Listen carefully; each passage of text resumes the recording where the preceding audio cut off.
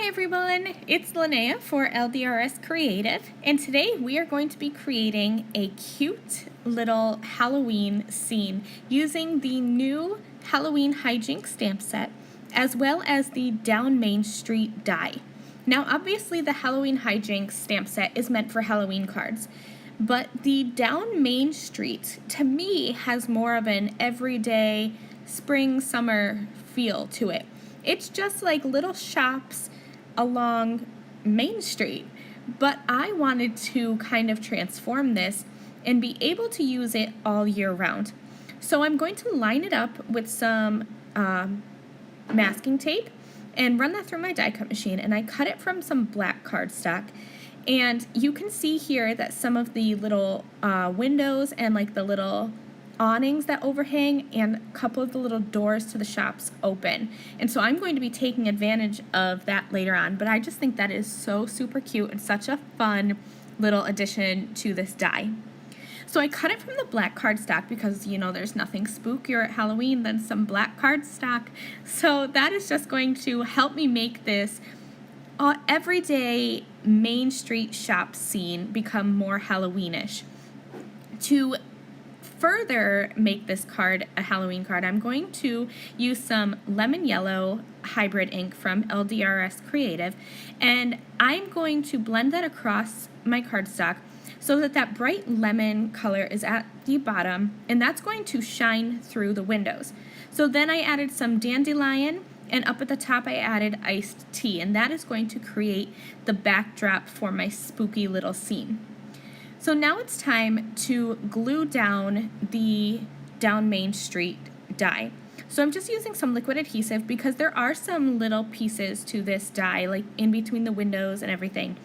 But I am making sure not to add any glue on the parts that open. So those little awnings and the two doors that are going to open, I don't want those to be glued down to my card. So you can see here, everything's glued down, but I didn't add adhesive to the back of those parts that pop open. So here's the Halloween hijinks stamp set. I did stamp and color these little images with my alcohol markers, and then this stamp set has the coordinating die set, which makes card making a breeze for me. I love when stamp sets have the coordinating dies. So I stamped out a bunch of these cute little characters and their accessories, colored them up, die cut them out, and now we're just going to start assembling my card. So I love this cute little ghost, and I am going to tuck him behind that little door to the shop that opens so that he's kind of peeking out. I wanted to make sure that a little bit of him peeks out so that when my recipient gets this card, they know to open the door and see that little ghost peeking out, kind of like saying boo is what I envision in my head. So I'm gluing him down, tucking him down inside that little shop scene so that he peeks out a little bit, but you can open that little door and see him there. This little spider is adorable. I know I am definitely in the minority, but I love spiders. I just think they are creepy and crawly and everything awesome. So I knew I was going to use this little spider hanging from the little web there. And I'm just going to adhere him to the top of the building so he's coming down. And then there's a little speech bubble that says eek. And so I'm going to be gluing that right next to the spider. So that's like the spider's little speech bubble. And as I started assembling my scene and adding my characters here, I realized that I forgot my sentiment.